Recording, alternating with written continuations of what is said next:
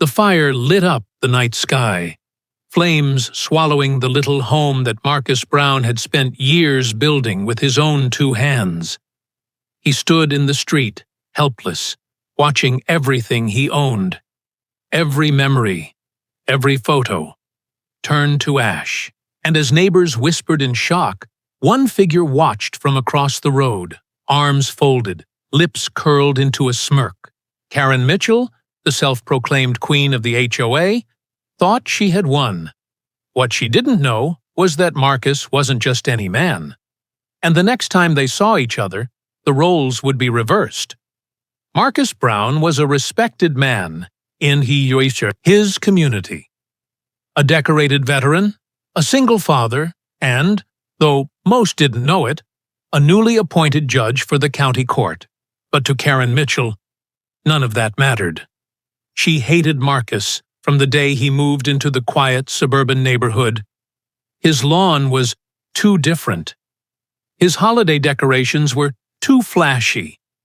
And his very presence? According to Karen, not a fit for the neighborhood standards. She sent him letters, slapped him with fake HOA fines, and even tried to call the cops over his backyard barbecues. But Marcus never stooped to her level. He knew men like him didn't get the luxury of losing their temper. Then came the night of the fire. It started just after midnight. Marcus woke to the crackle of flames licking the walls. He grabbed his 9-year-old daughter, covering her with his jacket, and ran out through the smoke. By the time firefighters arrived, it was too late. The house was gone. Witnesses said they saw a figure walking away before the blaze. And while the police began their investigation, Marcus already knew who it was. Karen had taken everything from him. Or so she thought. For weeks, Marcus and his daughter stayed in a motel, living out of 2 suitcases. Karen walked the neighborhood, smugly, whispering to others that Marcus was reckless and probably caused the fire himself. But behind her confidence, she was nervous. The police asked questions. The fire chief suspected arson, and the security cameras from a neighbor's house caught just enough. A shadowy figure near Marcus's yard, holding a gas can. Still, Karen believed she was untouchable. She'd been running the HOA for years, intimidating newcomers and bending the rules to her will. She was the kind of woman who got away with everything. Until the letter came, Karen had been summoned. To court, the day of her hearing, she strutted in, heels clicking against the marble floor, clutching a folder of excuses. She expected another pushover judge she could charm. But when she stepped into the courtroom, her face drained of color. Because sitting at the bench, wearing the black robe of authority, was Marcus Brown, the man whose house she had burned to the ground. The courtroom fell silent as Marcus stared down at Karen. He felt the weight of his daughter's eyes on him, the community watching, justice waiting. Karen's lawyer tried to argue it was all circumstantial. The camera footage was blurry.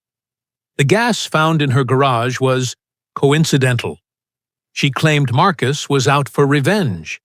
But then Marcus called the witnesses.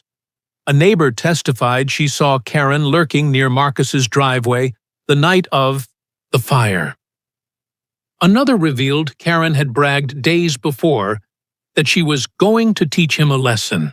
Finally, the fire investigator explained that the blaze had started with accelerants found only in Karen's shed. The evidence stacked higher and higher, and Karen's smirk melted into panic. Marcus leaned forward, voice steady, calm, but laced with power. Ms. Mitchell, this court does not tolerate hate disguised as rules.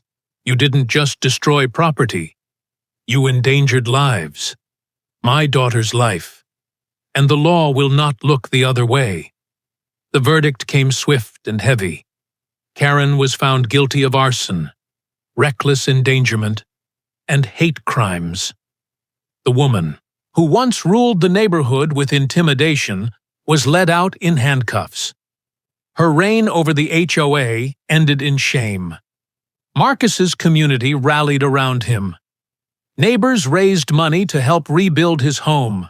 For the first time, many admitted they had been silent too long. Letting Karen's bullying go unchecked, Marcus didn't celebrate her downfall. Because justice wasn't about revenge. It was about setting an example for his daughter, and for every neighbor who had ever felt powerless. Weeks later, as the foundation of his new home was poured, his daughter tugged on his sleeve. "Daddy," she whispered, "does this mean we're safe now?"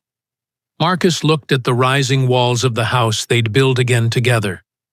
"Yes, baby girl. Because this time, we're not standing alone." And with that, the man who had lost everything in the fire walked forward, not as a victim, but as a symbol of strength, justice, and resilience.